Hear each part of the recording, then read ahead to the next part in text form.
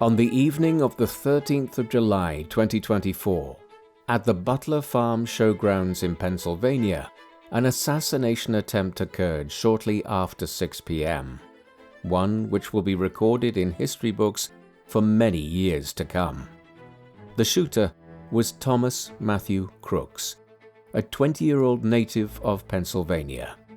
His intended victim was the former President of the United States, Donald Trump, who that evening was addressing a rally as part of his attempt to win a second term in the White House. After serving his first term between 2017 and 2021, Trump was trying to unseat the incumbent Democratic President Joe Biden. Trump was a controversial president during his first term, who had questioned the legitimacy of his defeat by Biden in 2020. Furthermore, the years that followed had seen numerous legal cases lodged against him. Hence, when Crooks fired 8 rounds from a semi-automatic rifle at 6:11 p.m., one of which grazed Trump's ear, it was the latest episode in the highly unusual career of Donald John Trump. Crooks was killed moments later. Trump escaped largely unharmed and went on to win the 2024 presidential election the following November. 4 sitting American presidents have been assassinated, and many others have experienced assassination attempts. But there have been few more controversial presidents than Trump.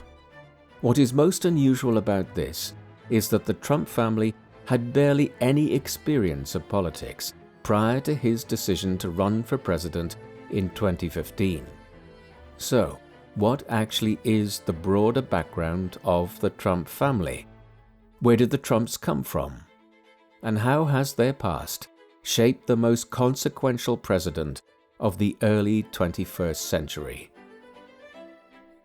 The Trumps originally hailed from Western Germany. Johannes Trump was born in 1789 in the small town of Bobenheim am Berg, south of Frankfurt and not too far from the French border. The spelling of the family surname back at that time was Drumpft, D-R-U-M-P-F-T. Later, this became Trumpf, basically the modern-day spelling of Trump with an F at the end. Johannes Drumpft lived his life in this part of Western Germany. Most of his early life would have taken place against the backdrop of the French Revolutionary and Napoleonic Wars, which led to France annexing large parts of Western Germany for a time. Johannes Drumpft lived in this part of Europe down to his early death in 1836. He left behind a son named Johannes Christian, who was born in 1829. He married Katharina Kober, from which marriage was born Friedrich or Friedrich Trump in the Bavaria region of southern Germany in 1869. He is the crucial figure in the movement of the family to the United States of America. Johannes Christian died from emphysema when Frederick was a child. Consequently, Frederick left school and went to work at a very young age.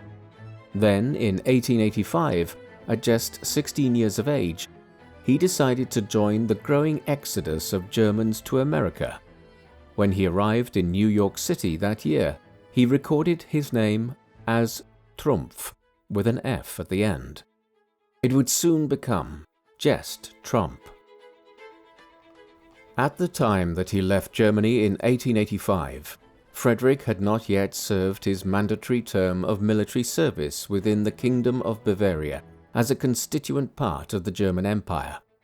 Therefore, his decision to leave for America was illegal, an issue which would resurface years later and have a bearing on the family. In New York, he lived initially with his sister, who had headed across the Atlantic 2 years before he did. He found work almost immediately in a barber's shop, which he was qualified to do, having served an apprenticeship with a barber back in Germany. He would live in Manhattan with various relatives for the next 6 years. Unlike so many other migrants of the time, who settled in and never left cities on the East Coast like New York, Philadelphia, and Boston, Friedrich Trump eventually decided that if he really wanted to make a considerable amount of money, he needed to head out west. In 1891, he left for the opposite end of the country, taking up residence in Seattle in Washington state.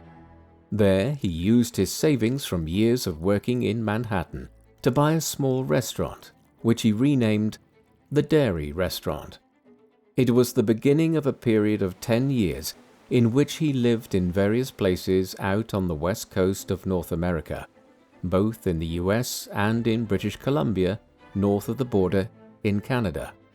During this time, the area was drawing lots of new settlers and adventurers as gold rushes struck the region, the foremost of which was the Yukon or Klondike gold rush between 1896 and 1899. Friedrich ran various hospitality establishments in Seattle, Monte Cristo, and other locations. He also engaged in a bit of gold prospecting himself and any other activity which could earn him a few dollars. During the Yukon gold rush, he even set up a tent restaurant in a makeshift camp where he sold horse meat to the gold prospectors flooding into the cold northwest of the continent. In 1901, with the gold rush coming to an end, and dissatisfied with the excessive drinking of his business partner, a man named Ernest Levin, Trump decided his time out west was done. He headed back east and eventually took sail back to Germany. Back home in Central Europe, Friedrich returned to Kallstadt, the town where he had grown up, after the family had moved from Bobenheim am Berg. He was now a wealthy individual and seemingly planned to settle in his home country. He began a relationship with a woman by the name of Elisabeth Christ and married her the following year in 1902, despite her being 11 years younger than him. She wanted to remain at home in Germany as well, to be near to her family. However, there was a problem. As noted, Friedrich had left Bavaria back in 1885 when he was a teenager without completing his compulsory military service in the army of the Kingdom of Bavaria within the wider German Imperial Army. This became problematic in 1902. It was soon evident that if he wanted to remain in Germany, Friedrich would either have to belatedly undertake his military service or face legal action. Therefore, Friedrich and his wife boarded a ship bound for New York. There would be no Western adventure this time.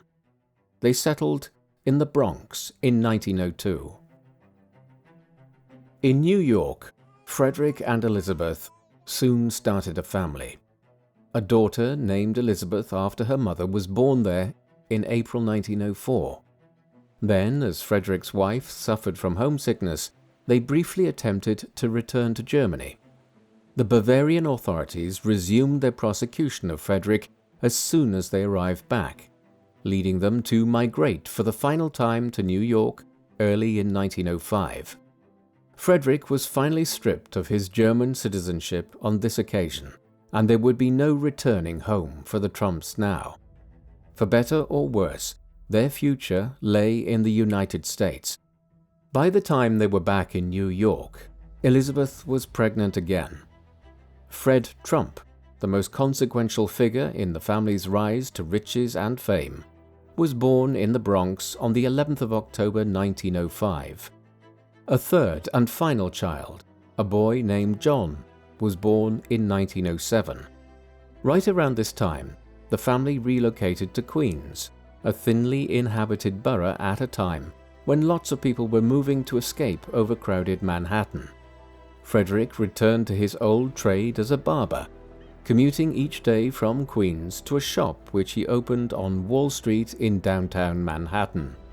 Cutting hair was not to last, and by the end of the 1900s, he was investing his money into acquiring a number of properties in Queens and renovating or building several others. With these, he began to develop a decent rental income. However, Friedrich did not live to be an old man by any stretch of the imagination. On the 30th of May 1918, as the First World War was nearing an end in Europe, Friedrich died a week after falling ill from what was almost certainly an early case of the Spanish flu, which would kill tens of millions of people as it swept across the world in 1918 and 1919. Following his father's death, Fred Trump continued his education for a few years and obtained a diploma from Richmond Hill High School in 1923. Thereafter, he quickly moved into the construction industry as well. He needed to. Although his father had left the family with a certain amount of money and assets, these were dwindling as the years went by. Fred Trump started working with various builders in the mid-1920s, learning the craft from the ground up. Just over a year later, he began working on building his own homes in Queens, small units which he turned around and sold quickly, using the money to build a larger number of units in the years that followed. In this way, he started to develop a prosperous little construction business. However, he was completely set back by the Wall Street crash and the onset of the Great Depression.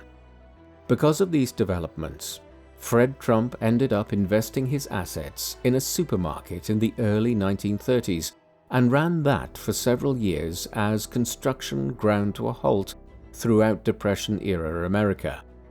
A biographer has noted that Fred Trump would be known today simply as a supermarket owner, and the Trump family would largely be unheard of had it not been for the entry into the White House of President Franklin Delano Roosevelt and the inception of his New Deal economic program in 1933. Through this, huge government subsidies were set up to stimulate the economy, particularly building and infrastructure development. Fred Trump capitalized on this development. He took advantage of the National Housing Act and the newly created Federal Housing Administration to re-enter the construction industry in the mid-1930s. Over the next 7 years, he built hundreds and then thousands of homes. With the help of federal aid, he was soon on the way to becoming a very rich New York real estate developer. Fred was a married man by the end of 1936. A few years earlier, he had met a Scottish woman by the name of Mary Anne MacLeod, who had immigrated to New York in 1930. She had hoped that the impact of the Great Depression might not have been as bad in the financial capital of the world. However, while she did briefly find work in the city, the downturn ultimately impacted even more on the United States than it did on Britain.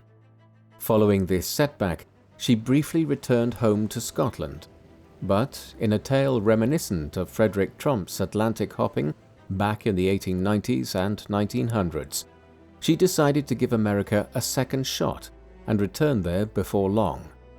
It was then that she met Fred. They were married on the 11th of January 1936. Children soon followed. Mary Anne Trump was born on the 5th of April 1937, followed by Fred Jr. in October 1938. A second daughter named Elizabeth entered the world in 1942. Donald John Trump was then born on the 14th of June 1946. 2 years later, the last of the 5 children of Fred and Mary Trump was born, a third boy named Robert. As the family grew, they moved on several occasions, living first in Jamaica in Queens and later upsizing to grander houses as more children arrived and the family wealth increased. Fred was a strict parent who physically disciplined the children and was demanding about their manners, insisting that they follow the rules he laid down. Religion was a part of the Trump family life too. Fred was a Lutheran, with a soft spot for the wildly popular Southern Baptist evangelist Billy Graham, and Mary was a Presbyterian. Fred might have had a growing family, yet that did not detract from his work, and he was, by all accounts, a workaholic. By the end of the 1930s, Fred Trump had hundreds of housing units under construction at any given time. He had also expanded out of Queens into Brooklyn. On the surface of things, the outbreak of the Second World War in Europe in September 1939 and the US entry into it following the Japanese attack on Pearl Harbor on the 7th of December 1941 boded very ill for his business, as the war economy had no room for domestic house construction. Trump bucked the trend again, though. The Federal Housing Administration began offering lucrative contracts to build housing for military personnel, and Fred spent much of the war years building apartment blocks in the city of Norfolk in Virginia, the largest US Navy base on the Atlantic coast. Crucially, after the war, he was allowed to retain ownership of these apartments and houses, despite their being largely funded by Uncle Sam. Once the war ended in 1945, the government largesse didn't end, and in the late 1940s and into the 1950s, Fred continued to benefit from Washington's funding, this time to build homes for war veterans. As he returned his attentions to New York and New Jersey, he was responsible for large-scale housing developments at Brighton Beach, Bath Beach, and Bensonhurst in Brooklyn. In doing so, he became the Henry Ford of middle-class housing in New York between the 1930s and the 1960s, a man who built homes the upwardly mobile could afford in the same way Henry Ford's Model T had made automobiles affordable for aspirational Americans in the early 20th century. Fred Trump continued to receive millions of dollars in federal funding for his building projects into the 1950s. His empire grew in turn. By the 1960s, he owned thousands of housing units spread across developments in Queens, Brooklyn, New Jersey, and far to the south in Norfolk, Virginia, where he continued to bring in a large rental income for decades on the units the government had paid him to build. By the 1960s, he had an annual rental income of millions of dollars per year. Exactly how much he was worth has been debated. It clearly extended into the tens of millions when his property assets were included. This later increased into the hundreds of millions, making Fred Trump a billionaire in modern terms. He did so with the considerable help of the federal government through the New Deal, wartime construction, and then post-war construction of homes for veterans. Hard work played a role too, and also a cautious business attitude. For instance, Fred Trump, perhaps wary of the manner in which so many New York magnates had been hurt by the skyscraper craze of the 1920s and the Great Depression that followed, stayed away from the Manhattan real estate market.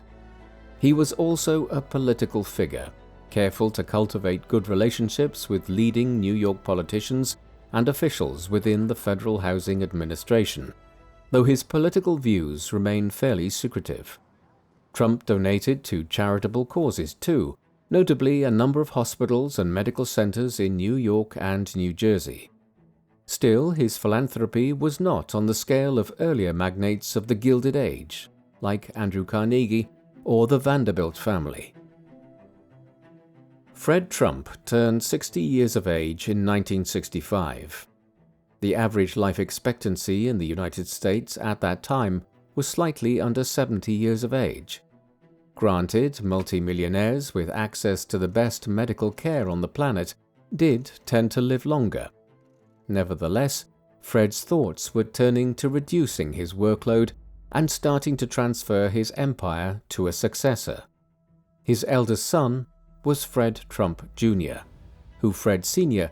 had hoped would take over from him down the line. The relationship between father and son was growing more and more fractious over time, though.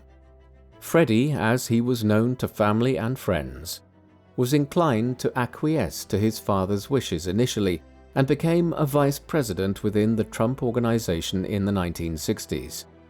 Ultimately, though, he was not particularly interested in real estate and property management.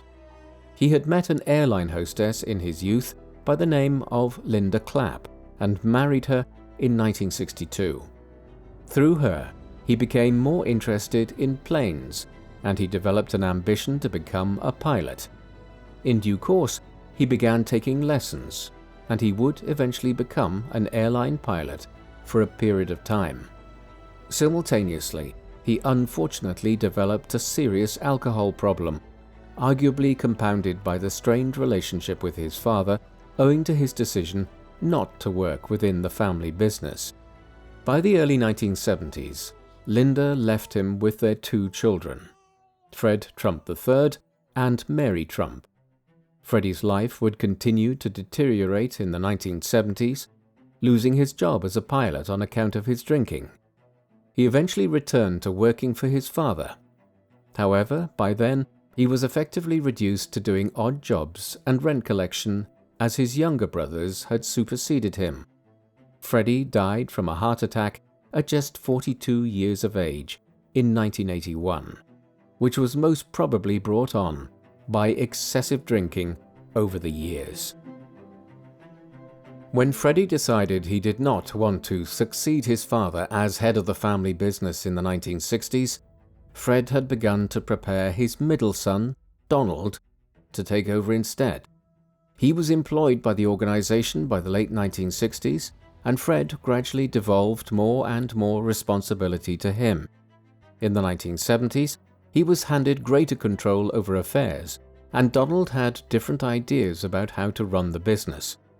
Where Fred had built a highly successful business based around modest homes and apartment blocks in places like Queens and Brooklyn, Donald wanted to break into the Manhattan real estate market and believed that there was an opportunity to do so.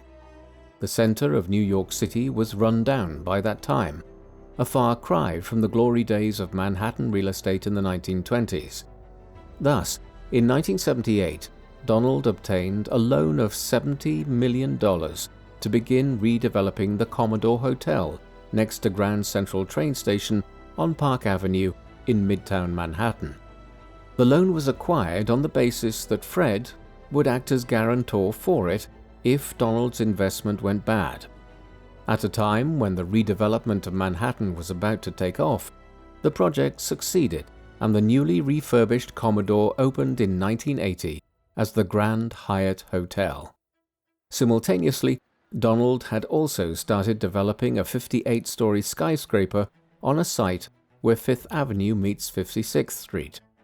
What would become known as Trump Tower was completed in 1983 and was also a success, with the residential apartments quickly selling out for a high price. On the face of it, Donald's decision to move into the Manhattan market had seemed like a good one. Time would tell, though, that once the economic boom of the 1980s started to slow, whether Donald's business acumen was as good as initially seemed to be the case. By the 1980s, Fred had largely devolved control over the Trump organization to Donald, believing that his initial successes in Manhattan showed promise for his future handling of affairs. He did not hand over his business empire entirely, though. The large property portfolio, going all the way back to the 1930s, and most of his assets remained under Fred's ownership. Perhaps he was glad to have taken this approach a few years later, as Donald's initial luck ran out. In the mid-1980s, he had begun moving into the casino and hospitality sector in Atlantic City, eventually developing several casinos there by the early 1990s, such as the Trump Castle and the Trump Taj Mahal. Hundreds of millions of dollars were invested in these establishments just as the economic boom of the 1980s was coming to an end, and a period of economic depression occurred in the early 1990s. Donald's casinos, which were also in competition with each other, did very poorly, and by 1990 he was unable to meet the interest payments on the extensive loans he had taken out to pay for these enterprises. This led to a notorious incident in which Fred dispatched a lawyer in his employ, Howard Snyder, to purchase nearly $3.5 million worth of casino chips from the Trump Castle and then walk out with the chips, in the process providing Donald with over $3 million in liquidity to keep his creditors at bay. It didn't work, and in 1991 and 1992, Donald declared bankruptcy for 2 of his casinos. By the time Fred sent his lawyer down to Atlantic City in 1990 to try to bail Donald out, he was in his mid-80s and his health was declining. In 1991, he was diagnosed with dementia. It was not bad at first, though inevitably his condition deteriorated further as the 1990s went on, and by around 1994 it was clear that he was no longer sound in his decision-making. After being hospitalized in 1999, he died on the 25th of June, when he was 93 years old. In line with his position as a leading New York real estate magnate, his funeral was held in Manhattan. Afterwards, his remains were interred in the Trump family plot in Middle Village in Queens, where he had first made it as a builder in the 1920s and 1930s. His death opened up a contentious dispute over his property empire and wealth. While Donald had clearly succeeded Fred as the head of the Trump family business many years earlier, it is possible that Fred did not intend that he would inherit everything, and indeed he had become more wary of Donald's abilities as a result of his business decisions from the mid-1980s onwards and the bankruptcies of his casinos at the start of the 1990s. Fred Trump appointed 2 of his other surviving children, Mary Anne and Robert, as co-executors of his will. Thus, while Donald inherited the largest portion of Fred's estate, his other children acquired a significant slice too. Fred Trump Jr.'s children, Fred Trump III and Mary, Fred's grandchildren, were almost entirely cut out. The exact size of the estate is still debated to this day, as it was largely comprised of property and large-scale apartment blocks, which it has been argued had been undervalued. Clearly, it stretched into the hundreds of millions of dollars, which would probably equate to over $1 billion in today's money. By the time Fred Trump died in 1999, Donald's business fortunes had been oscillating up and down for years. In total, 4 of his casino and hotel businesses were declared bankrupt in the early 1990s. Several of his other businesses continued to do reasonably well, and his overall wealth was not completely decimated as the casinos were held under different ownership arrangements from some of his other money. Nevertheless, there is no doubt that he was struggling by the end of the 1990s, and to a considerable degree, Fred's death and the money he inherited at the time kept him alive as a businessman. There were other ventures too. Having seen that casinos were far from an easy way to make money, Donald diversified into other types of property. He began acquiring golf courses from 1996 onwards after he purchased the Briar Hills Golf and Country Club in New York, which was subsequently renamed as the Trump National Golf Club Westchester. In 2002, he purchased the Trump National Golf Club at Bedminster in New Jersey, a course which has hosted the 2022 US PGA Championship and other major events. The jewel in the Trump golf course empire was the purchase in 2014 of Turnberry Golf Resort in Scotland. This is amongst Britain's most revered clubs and has hosted the Open Championship 4 times, in 1977, 1986, 1994, and 2009. Back in the US, Trump had also bought the Mar-a-Lago Resort in Palm Beach in Florida in 1985 and redesigned it into a luxury private members club in the mid-1990s. Other ventures included a wide range of branding, while as early as 1987, when he published The Art of the Deal, Trump began publishing numerous ghost-written books, several of which sold quite well. Despite all of these ventures, and the huge cash and property windfall that came following Fred's death in 1999, in the 2000s, Trump began to struggle financially again. What saved him from financial ruin was his capacity for self-promotion and his resulting emergence as a media personality at this time. In 2004, he began headlining The Apprentice, a reality television show on NBC in which 14 to 18 participants competed through a range of tasks over several weeks in order for one of them to become Trump's business apprentice. The show became a major success and ran for 15 seasons, with spin-offs in Britain and other countries. Over time, it is estimated to have made Trump around $500 million in direct appearance fees and royalties from spin-offs, as he also served as a co-producer. On the back of this media success, Trump began aggressively marketing the Trump brand from 2004 onwards. Soon, there were all kinds of consumer products being sold in America, bearing the Trump name. Donald's companies rarely produced these goods. More often than not, he simply licensed his name to other businesses, which then gave him a share of the profits.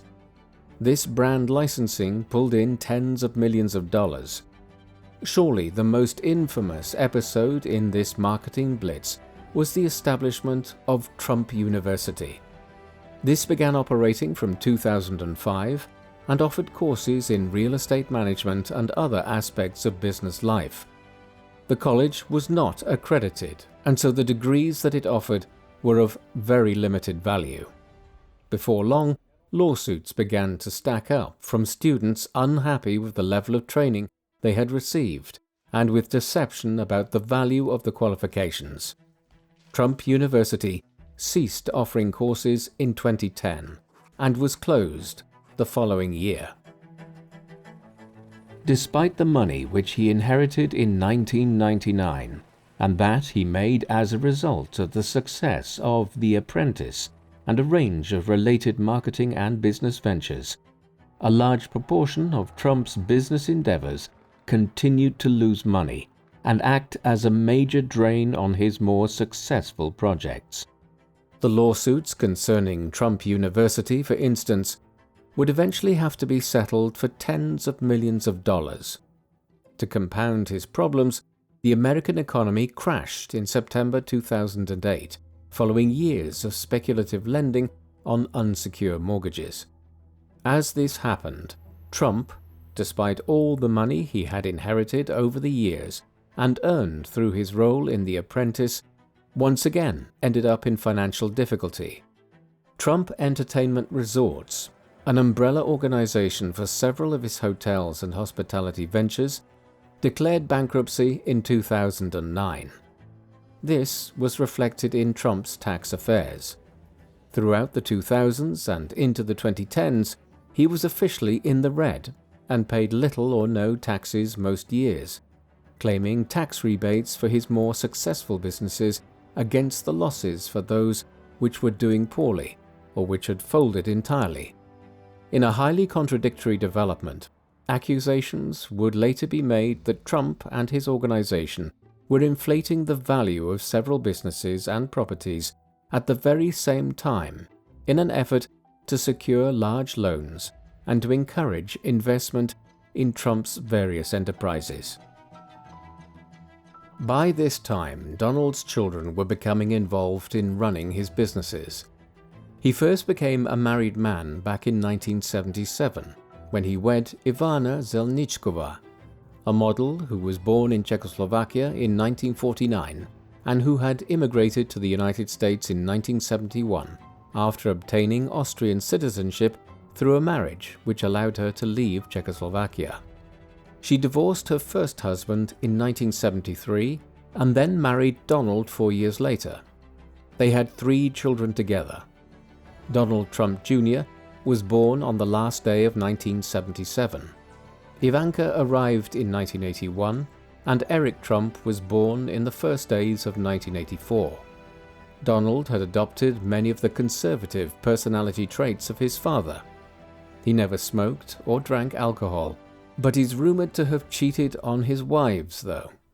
By the late 1980s, he was in a serious extramarital affair with Marla Maples, a beauty pageant participant who was 17 years younger than Donald. This went on for years, often being reported on in the media, before Ivana and Donald finally split and divorced in 1990. Donald didn't marry Marla until December 1993, 10 weeks after their only child, Tiffany Trump, was born. The marriage lasted more than 5 years before they divorced in 1999, after both Donald and Marla were rumored to have been unfaithful. By then, Donald had already met Melania Knaus, a Slovenian-born model who had relocated to the US in 1996. Their relationship developed gradually before they began seeing each other more seriously. Donald proposed to her in 2004, and they married early in 2005. They had one son together, Barron Trump, born in March 2006. Donald and Fred Trump were not the only members of the family who became reasonably well-known figures in American life. Donald's sister, Mary Anne Trump Barry, had her own independently successful career. She attended Columbia University in the early 1960s, where she studied law. After years working in more junior positions in the 1970s, she was made a district court judge in New Jersey in 1983. In 1999, she obtained a position in the U.S. Court of Appeals for the Third Circuit. In short, she had a very successful legal and judicial career. Mary Ann's sister, Elizabeth, lived a more low-key life and worked in banking administration in Manhattan. Their other surviving brother, Robert, worked on and off for the Trump Organization and also held a senior position for over 20 years within ZeniMax Media, the parent company of Bethesda Softworks, one of the leading video game developers globally. Of Donald's children, Ivanka has arguably been the most independently successful by developing her own apparel and beauty brands, albeit while trading on the Trump family name, and gaining public exposure early on by appearing in The Apprentice alongside her father. Donald Jr. and Eric have run elements of their father's business empire over the years and continue to do so. Fred Jr.'s two children, Fred Trump III and Mary Trump, have become vocal opponents of their Uncle Donald, both writing books on what they saw as the dysfunctional nature of the Trump family, going back to the days of Fred Trump and the manner in which Donald and his siblings were raised. Donald Trump was famous in America by the 2010s on account of his tendency towards self-promotion and through his media career on The Apprentice and other shows. This all pales into insignificance, though, by comparison with how well known he has become in the world since his decision to run for the office of President of the United States in 2015. This was not a bolt from the blue. Donald had been interested in entering politics for decades. As early as the late 1970s, when he began to try to break into the Manhattan real estate market, he was making donations to presidential candidates. He first mooted the idea that he would run as an outsider candidate in the 1988 presidential election, placing ads in prominent newspapers in which he proclaimed that America needed to stop paying for the defense of other nations.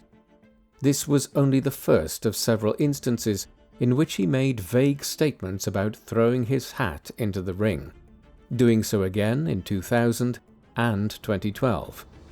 His proposed party affiliation changed every 4 years. Firstly, he proposed running to become the Democratic candidate, then as an outsider with the Reform Party, and finally shifting to the Republicans in the 2010s.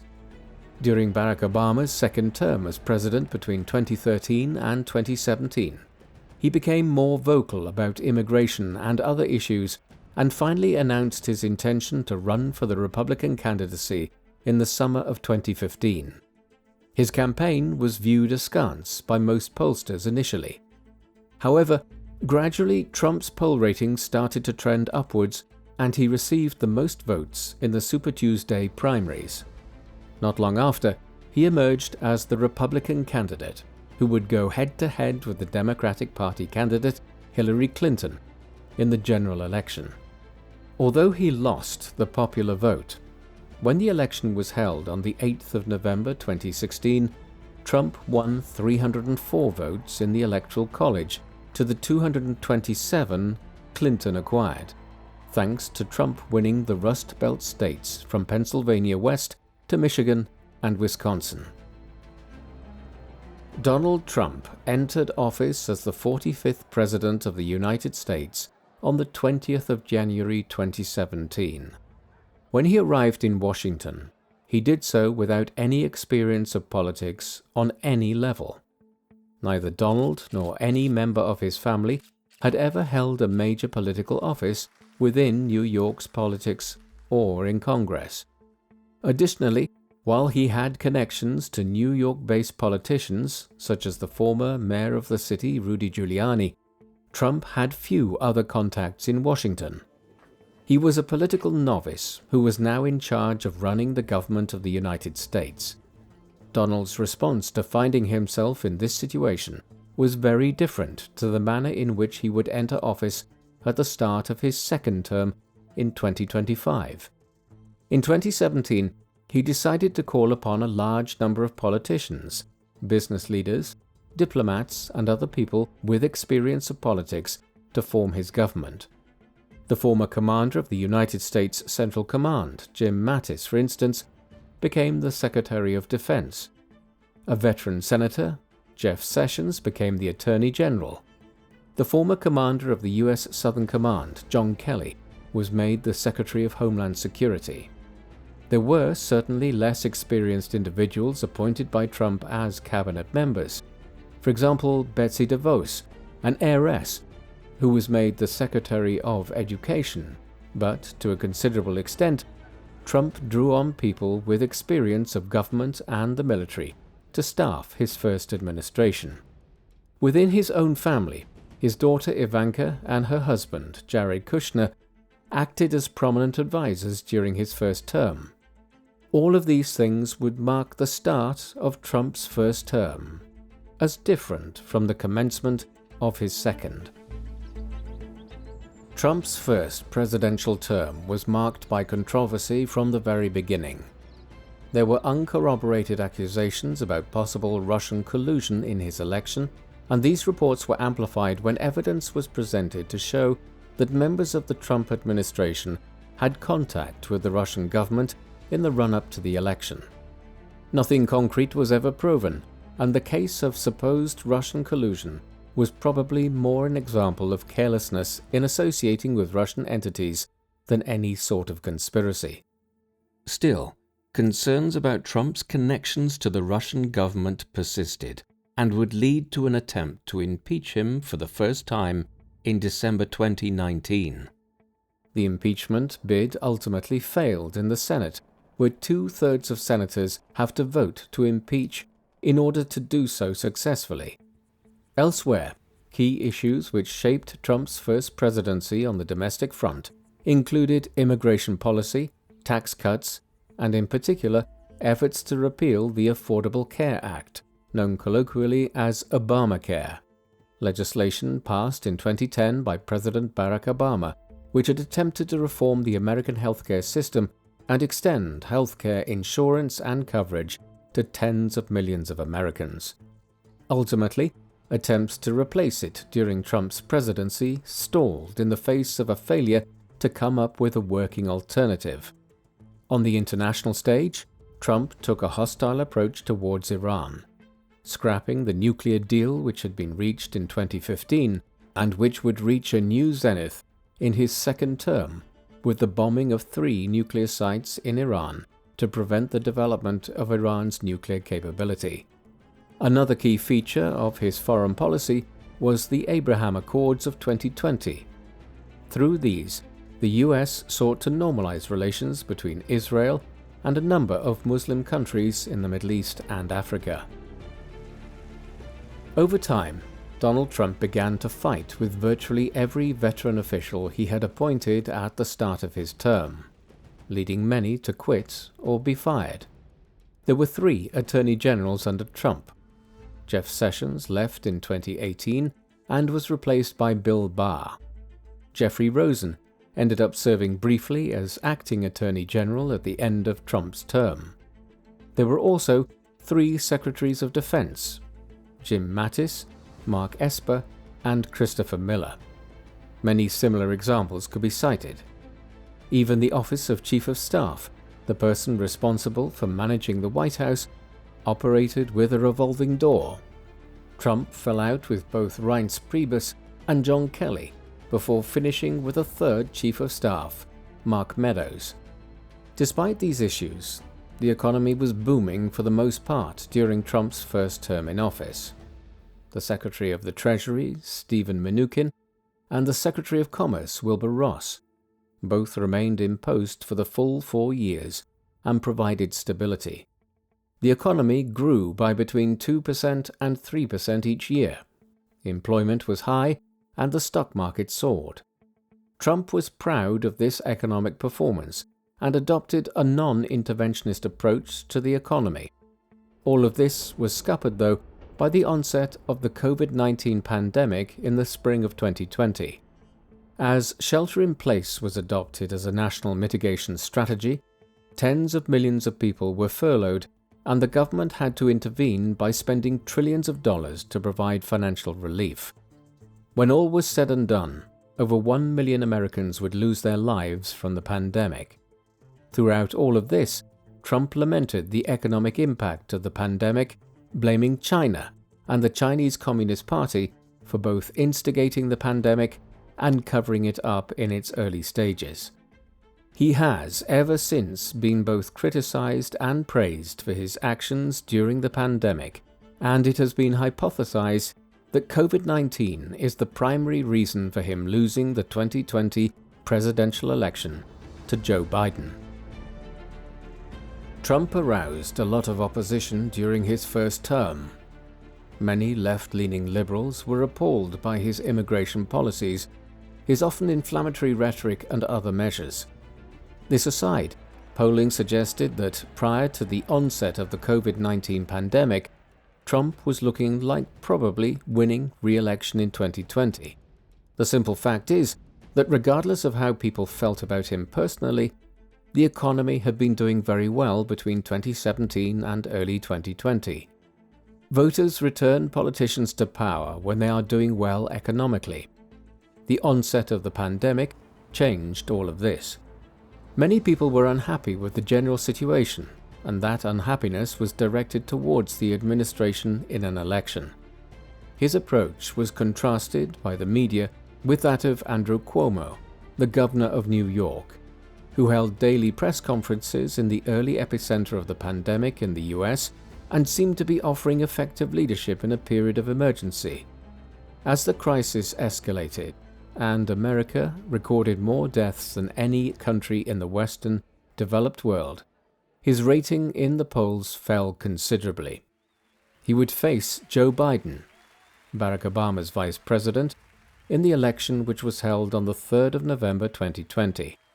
Although it seemed overnight as the counting began that the election would be close, by the afternoon of the 4th of November, it was clear that Biden was going to win a comprehensive victory by reclaiming most of the Rust Belt states and winning several other swing states like Nevada, Arizona, Georgia, and Virginia. In the end, Biden won 302 electoral college votes to Trump's 232, while Biden won the popular vote by 7 million votes. Trump's reaction to losing the 2020 presidential election is well known. On the 4th of November, he gave a speech in which he claimed that massive voter fraud had occurred through mail-in ballots and other means to rig the election, and that he had won it. In the weeks that followed, he refused to concede defeat, even after investigations were launched to check voting machines and the conduct of the elections in the swing states.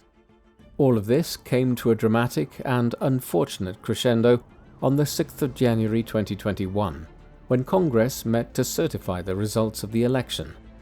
That morning, Trump spoke to a large crowd of his supporters and urged them to walk with him to the US Capitol to cheer on Republican senators. However, on reaching the Capitol building, hardline Trump supporters burst into the building and took it over for several hours.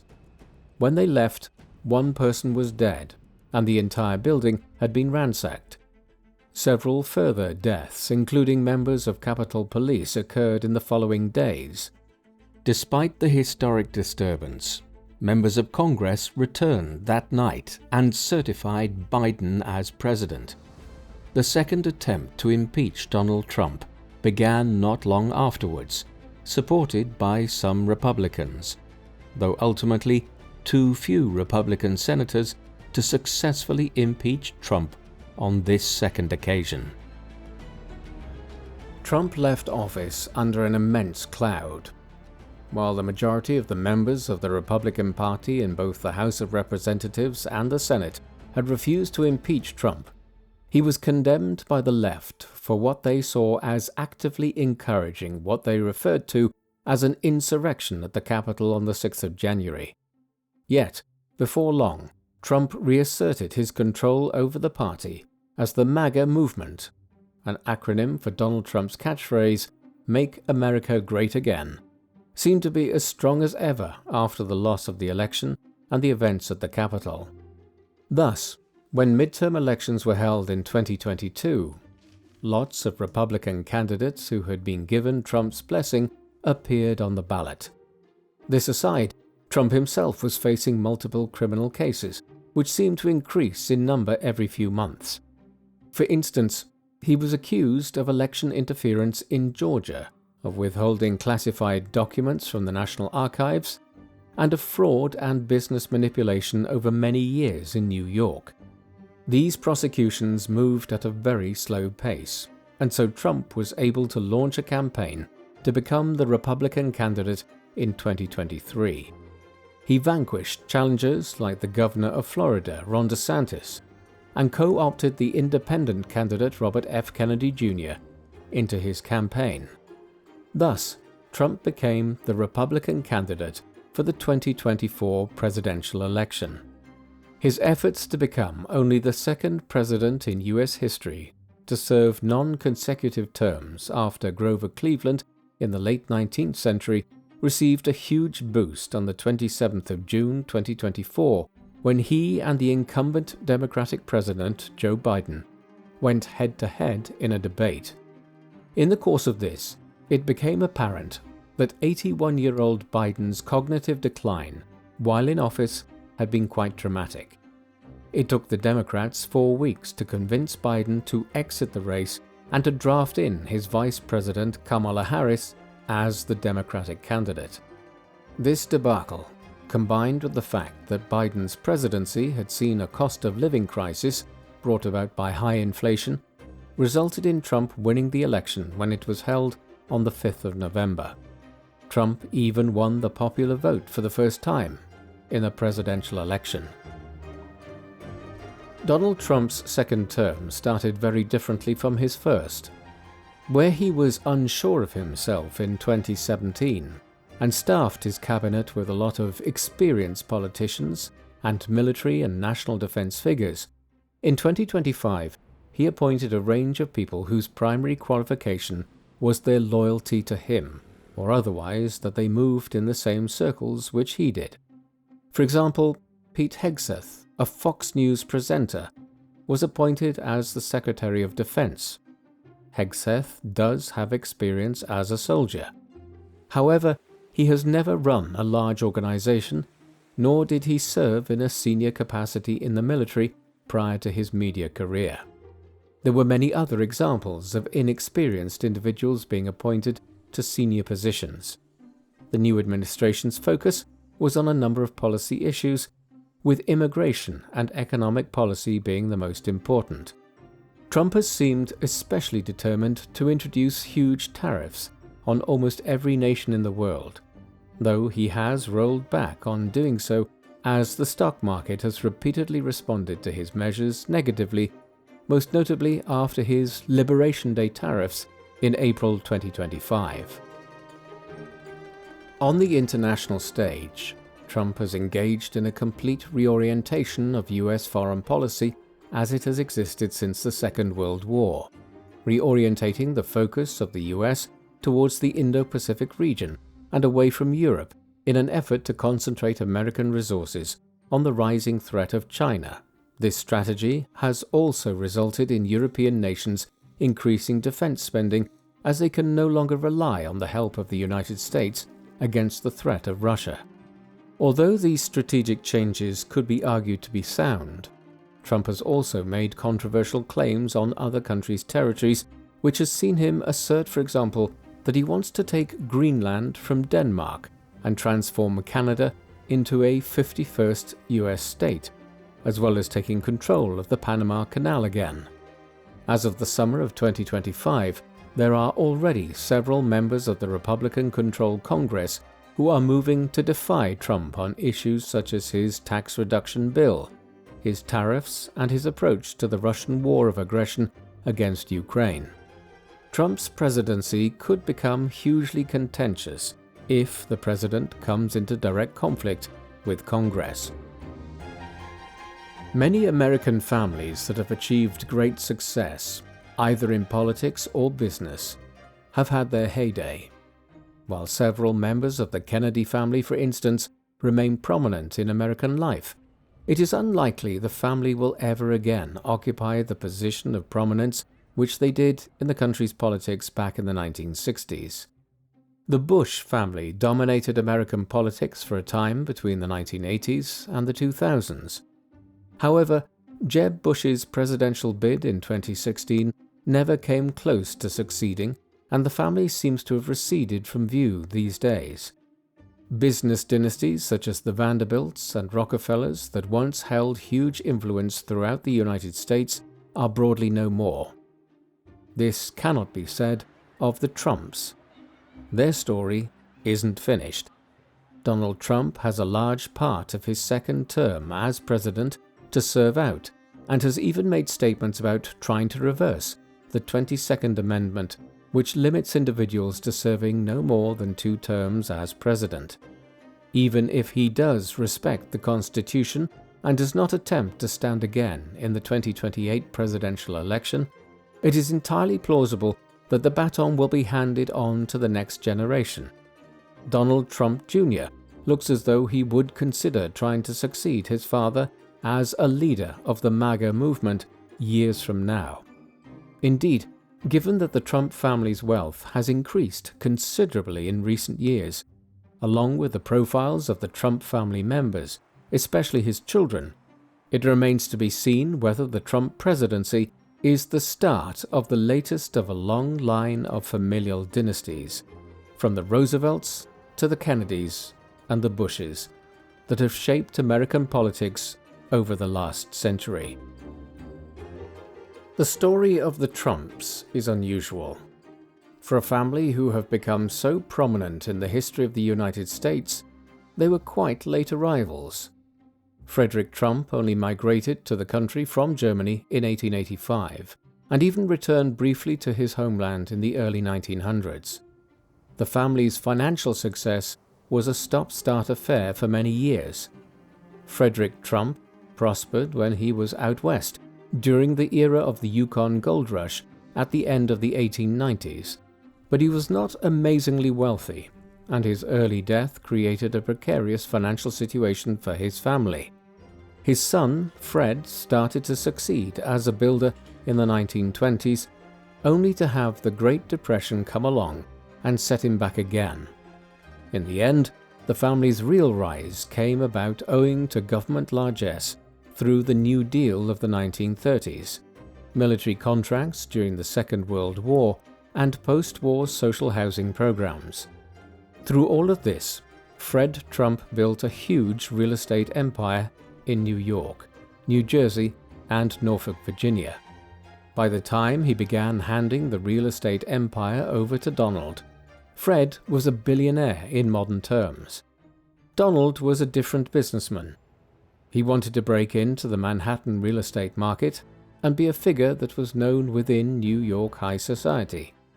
It has been argued that his risky investments, particularly in multiple casinos in Atlantic City, plunged him into financial difficulty that his father had to help rescue him from. This set the template for Donald's entire career. He is an individual who has constantly looked like he was down and out, and then managed to pull himself back from the abyss. This has also involved unexpected moves, most notably his decision to run for president in 2016. Again, against all odds, he succeeded, building up a MAGA movement which allowed him to also win election in 2024. For better or for worse, and he certainly divides opinion, Trump has shaped American history more than any other individual in the first quarter of the 21st century. And the story of the Trumps is not yet over. Who can tell how it will end? What do you think of the Trump family? Will they continue to influence American political and business life for decades to come? Or will they begin to fade from the public eye once Donald is no longer around? Please let us know in the comment section. And in the meantime, thank you very much for watching.